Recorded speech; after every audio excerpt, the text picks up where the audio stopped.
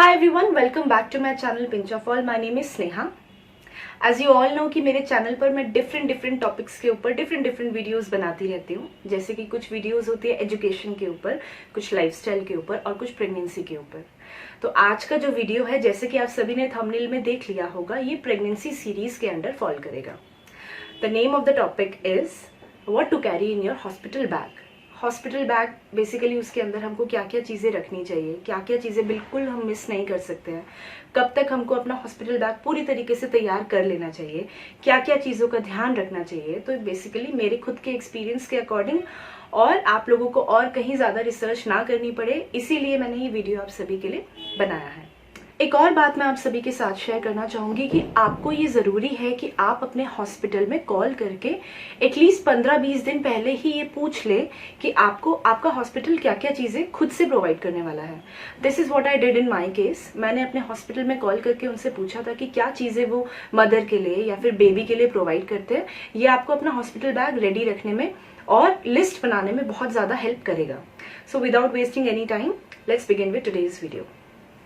तो सबसे पहले बात करते हैं बेबी की। बेबी के लिए हमको क्या क्या सामान पैक करना है। तो सबसे पहली चीज आती है कपड़े। कम से कम 4 से 5 जोड़ी आपको कपड़े रखने हैं। Now as you all know, कोई कोई फैमिली में ये होता है कि आप लोग पहले से शॉपिंग कर लेते हैं बेबी के लिए, बट कहीं कहीं ये होता है कि हम लोग पहले से शॉपिंग नहीं करते हैं और पहले कुछ दिन जो होते हैं हम पुराने कपड़े बेबी को पहनाते हैं। तो दोनों में से चाहे कोई भी केस आपका है, आपने जो भी कपड़े कैरी करने हैं उसको आप जेंटली वॉश कर ले, और या तो फिर डिटॉल में या तो फिर कोई भी डिसइंफेक्टर, आजकल चीकू या फिर हिमालयाज या फिर जॉनसन, हर ब्रांड के डिसइंफेक्टर्स अवेलेबल होते हैं। अच्छे से वॉश करके और आयरन करके आप बेबी के क्लोथ्स तैयार कर ले। नेक्स्ट चीज जो आपको ध्यान में रखनी है वो है सबसे छोटे एक्स्ट्रा साइज के जो डायपर्स होते हैं न्यूबॉर्न बेबी के लिए जो स्पेशली आते हैं, आपको वो कैरी करने हैं। एटलीस्ट 10-12 आपको डायपर्स कैरी करने हैं। थोड़े टाइम पहले ही आपको ये सारी चीज़ें पैक करके रख देनी है। और मोस्टली जो केसेस में पता नहीं होता है एंड तक कि आपकी नॉर्मल डिलीवरी होगी या फिर सी सेक्शन डिलीवरी होगी। कभी स्टे 2 दिन का हो सकता है हॉस्पिटल में, कभी 3 दिन का हो सकता है। तो एक दिन में एटलीस्ट 4 से 5 बार तो डायपर हमको चेंज करना ही है। उसके अकॉर्डिंग कम से कम 10 डायपर्स आपको कैरी करने हैं। ऑल्दो मैं आपको एक बात बताना चाहूँगी कि hospitals, most of the hospitals provide करते ही हैं डायपर्स, वरना नीचे जो केमिस्ट की शॉप्स होती है उसमें तो डायपर्स मिल ही जाती है। But always be on the safe side. और जो प्रेगनेंसी होती है वो अपने आप में इतनी ज़्यादा फुल ऑफ एक्साइटमेंट भरी जर्नी होती है, तो उसमें आप खुद चाहते हैं कि सारी चीज़ें अपने बेबी के लिए आप खुद ही प्रोवाइड करें। तो आपको डायपर्स कैरी करने हैं, आपको जो वेट वाइप्स होती है वो आपको कैरी करनी है, किसी भी अच्छे ब्रांड की, जैसे मैंने पहले भी आपको बताया था, चीकू या फिर हिमालयाज या फिर जॉनसन्स की, किसी भी अच्छे ब्रांड की आपको वेट वाइप्स कैरी करनी है। बिकॉज स्टार्टिंग में जो बेबी होता है उसकी स्किन बहुत ज़्यादा सॉफ्ट होती है, तो you don't want to hurt your baby. तो बहुत जेंटली उसको वाइप करने के लिए आपको वाइप्स कैरी करने हैं। उसके बाद आपको ध्यान रखना है कि आपको छोटे छोटे जो ग्लव्स होते हैं, मिटन्स होते हैं बेबी के, एंड कैप्स कैरी करनी है, और आपको सॉक्स कैरी करनी है। सीजन के अकॉर्डिंग आपको ये सब कुछ चीज़ें रखनी है। आपको वुलन या फिर जो कॉटन की चीज़ें वो सीजन के अकॉर्डिंग आप रखें। मैं आपको सजेस्ट ये करूँगी मोस्टली आप लोग वुलन की चीज़ें ही रखें, बिकॉज वोम के अंदर जो बेबी का टेम्परेचर होता है आसपास की सराउंडिंग्स का वो बहुत गर्म होता है। एकदम से आप उसको बाहर लेकर आते हैं तो आप नहीं चाहेंगे कि उसको सर्दी लग जाए। तो स्पेशली जो चेंज होने वाला मौसम होता है, जो मार्च अप्रैल का जो मौसम होता है, जब मेरा बेबी हुआ था तो आई मेड श्योर कि जो भी उसके पास जो चीज़ें हैं वो वुलन की चीज़ें थी। तो आपको ये सारी जो कैप्स रखनी है, 2-3 कैप्स रखनी है, मिटन्स रखने हैं, आपको सॉक्स कैरी करने हैं। ये सारी चीज़ों के आपको कम से कम 3 से 4 पेयर होने चाहिए। आपको बेबी के छोटे छोटे ग्लव्स रखने की इसलिए ज़रूरत है क्योंकि स्टार्टिंग में जो बेबी होता है उसके nails, you never know, maybe बहुत ज़्यादा बड़े हैं। So you don't want your baby to hurt himself और हर सेल्फ। वो अपने मुंह पे मे बी स्क्रैचेस मार सकता है, तो इसीलिए उसके हैंड्स कवर होने चाहिए। तो इन चीज़ों की आपको ज़रूरत है। नेक्स्ट चीज़ आपको जो ध्यान रखना है वो है आपको छोटा सा कटोरी और चम्मच बेबी के लिए कैरी करना है। किसी भी केमिस्ट की शॉप पे ये इजीली अवेलेबल हो जाता है। और एक्चुअली क्या होता है, स्टार्टिंग में आपको पता नहीं है कि मे बी बेबी आपका फीड लेगा डायरेक्टली या नहीं लेगा, लैचिंग में इश्यूज हो जाते हैं। और इसीलिए अगर हॉस्पिटल बेबी को फॉर्मूला फीड प्रोवाइड करता है तो उससे स्टार्टिंग में बेबी बॉटल से बहुत अनकंफर्टेबल रहता है। और बहुत छोटा होता है उस टाइम पे, तो कटोरी चम्मच से बहुत इजीली हम उसको फॉर्मूला फीड पिला सकते हैं, या फिर आप अपना मिल्क भी एक्सप्रेस करके कटोरी चम्मच के थ्रू उसको पिला सकते हैं। आपको बिब्स कैरी करने की ज़रूरत है, कम से कम 7 से 8 आप सॉफ्ट से बिब्स रखिए, बिकॉज स्टार्टिंग में मे बी बेबी प्यूक कर सकता है या फिर कपड़े उसके ख़राब हो सकते हैं, तो फिर आपको बिब कैरी करने की ज़रूरत है। और आपको एक बहुत सॉफ्ट और डेलिकेट सा हैंड टॉवल रखने की ज़रूरत है बेबी का फेस साफ करने के लिए। बहुत छोटी छोटी चीज़ें हैं जो हमारे माइंड से स्किप हो जाती है, बट हम जब अपना बैग प्रिपेयर कर रहे हैं, तो जब आप ये वीडियो देखेंगे तो आप टिक कर सकते हैं कि क्या क्या चीज़ें मैंने रखी है, क्या क्या चीज़ें नहीं रखी है। डायपर्स के साथ साथ you have to make sure कि आप बेबी के लिए कॉटन नैपीज भी ज़रूर रखें। एटलीस्ट 10 से 12 आपको कॉटन नैपीज रखने की भी ज़रूरत है। घर में जैसे नानी दादी ऑलरेडी बच्चे के आने से पहले कॉटन नैपीज बनाकर रखती है, तो कलरफुल से आप अपनी चॉइस के ऑलरेडी 1 महीना पहले ही जो कॉटन नैपीज है वो पैक करके रख सकते हैं। नेक्स्ट चीज़, एक छोटा सा बेबी के लिए अलग से नेल कटर भी आता है, किसी भी केमिस्ट की शॉप पे इजीली मिल जाएगा, या फिर आप ऑनलाइन भी ऑर्डर कर सकते हैं। आपको एक छोटा सा नेल कटर भी बेबी के लिए रखना है। अगर नेल्स बहुत ज़्यादा बड़े होते हैं तो we should cut their nails. और उसके बाद हमको ध्यान रखना है कि बेबी के लिए एक अच्छी सी ब्लैंकेट हमको रखनी है जो कि उसको कंफर्टेबल फील कराए। बहुत सॉफ्ट और डेलिकेट सी हमको ब्लैंकेट रखनी है। आप कहीं भी किसी भी किड्स स्टोर में जा सकते हैं या फिर ऑनलाइन आपको ये सब कुछ इजीली मिल जाएगा। और स्वेडल भी अगर आप रख सके तो आप रख लीजिए, बिकॉज हमारे पेट के अंदर जो बेबी जब होता है तो बिल्कुल पैक्ड और बहुत ही लिमिटेड स्पेस में होता है और उसको उसी स्पेस पे रहने की आदत होती है। जब बाहर आता है तो हमको कोशिश करनी है कुछ दिन तक हमको बेबी को बांध कर ही रखना है, स्पेशली फर्स्ट के जो 3-4 दिन होते हैं।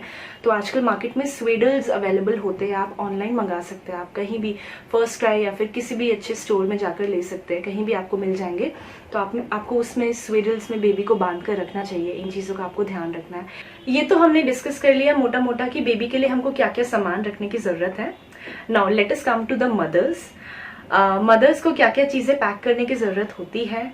हम लोग क्या करते हैं, बहुत एक्साइटमेंट में हम लोग बेबी का तो सारा सामान पैक कर देते हैं, बट खुद के लिए चीज़ें भूल जाते हैं, बिकॉज बेबी होने के बाद सारा का सारा ध्यान खुद से हटकर उस पर चला जाता है, जो कि बहुत अच्छी बात है। बट ऐसे टाइम पे अपने लिए भी पैकिंग करना बहुत ज़रूरी है। जो सबसे पहली और सबसे इम्पॉर्टेंट चीज़ है वो है सैनिटरी नैपकिन्स। जो सबसे बड़े साइज़ के, अल्ट्रा बिग साइज़ के जो सैनिटरी नैपकिन्स होंगे वो हमको पैक करने की ज़रूरत है। एज यू ऑल नो कि डिलीवरी के बाद जो आपका ब्लड फ्लो रहता है वो बहुत ज़्यादा रहता है। मुझे बहुत ज़्यादा ब्लड फ्लो हुआ था। हॉस्पिटल के जो पैड्स थे वो मुझे ऐसा लग रहा था कि वो सफिशिएंट नहीं थे, एंड आई मेड श्योर कि उससे पहले ही मैंने अपने लिए जो सैनिटरी नैपकिन्स थे वो रखे हुए थे। तो इसीलिए मैं आप सभी को ये कहना चाहूँगी, हॉस्पिटल्स अपनी तरफ से प्रोवाइड करते हैं, बट आप अगर सेफ साइड रहना चाहेंगे ना, खुद का ही लेकर जाए अगर सैनिटरी नैपकिन्स, तो ये आप सभी के लिए अच्छा होगा। एटलीस्ट 10 से 12 आप कैरी करें। उस टाइम पे बहुत ज़्यादा ज़रूरत पड़ती है, फ्रीक्वेंटली हमको चेंज भी करना होता है, तो ये सबसे ज़रूरी चीज़ है आपको जो कैरी करनी है।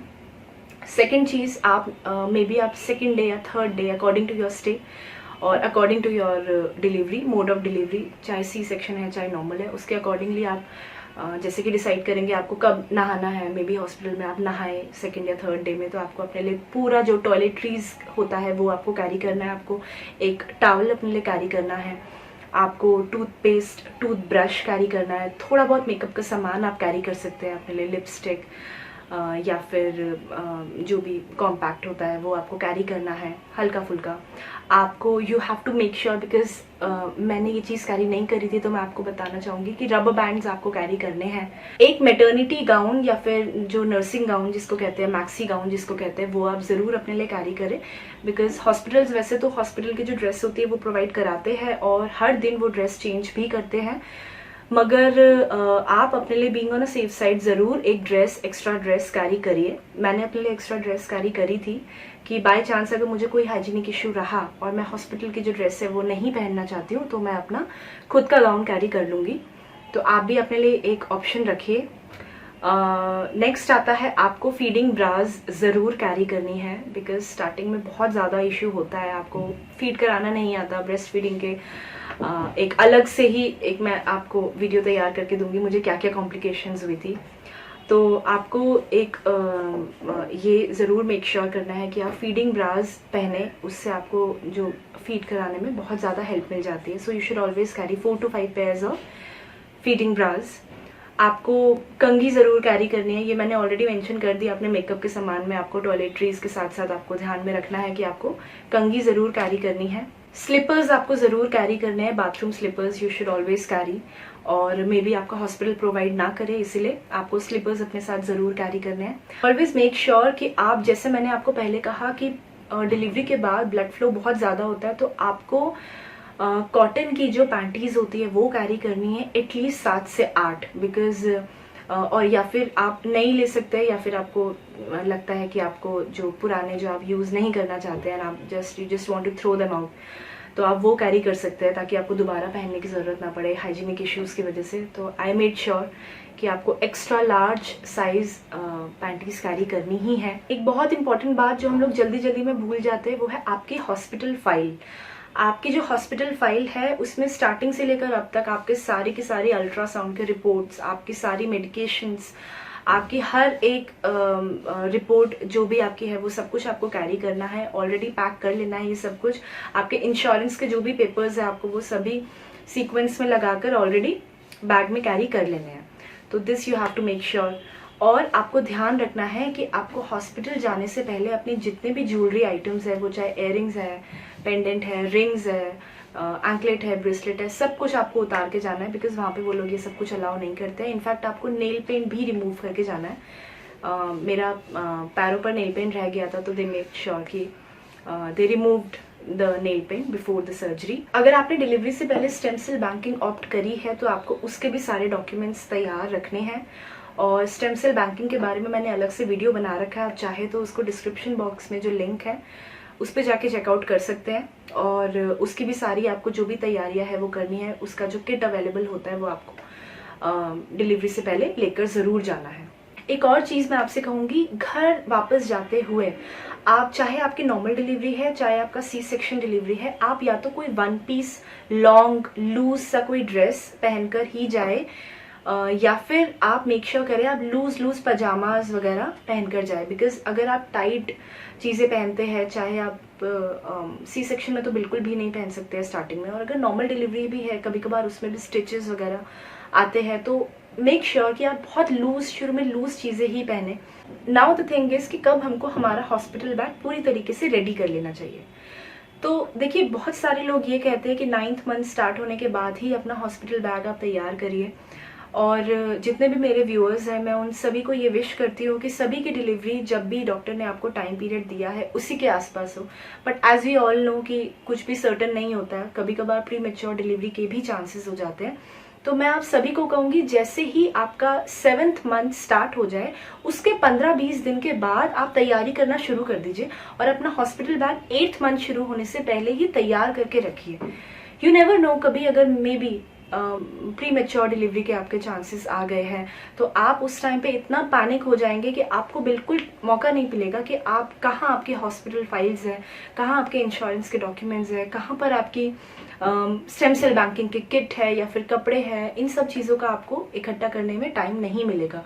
और ये सारी चीज़ें कोई एक्सपायर होने वाली तो है नहीं, तो आप अपना हॉस्पिटल बैग एटलीस्ट 2 महीना पहले ही तैयार करके रखिए। उसमें सारी इंपॉर्टेंट चीज़ें रखिए। कुछ अगर आपको लगता है कि ऐड करना है, आप अपनी तरफ से भी ऐड कर सकते हैं।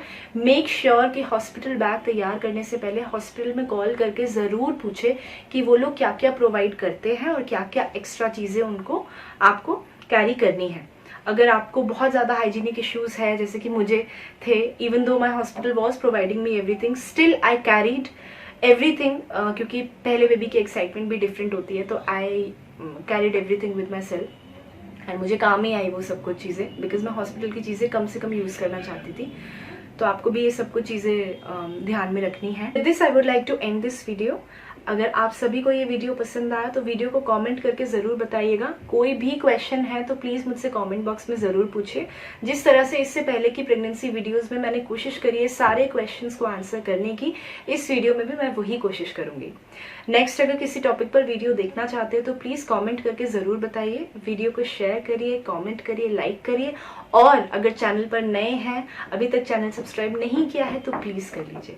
Thank you very much. ऐसे ही इंटरेस्टिंग और इन्फॉर्मेटिव वीडियोस मैं बनाती रहूँगी। Thank you and all the very best.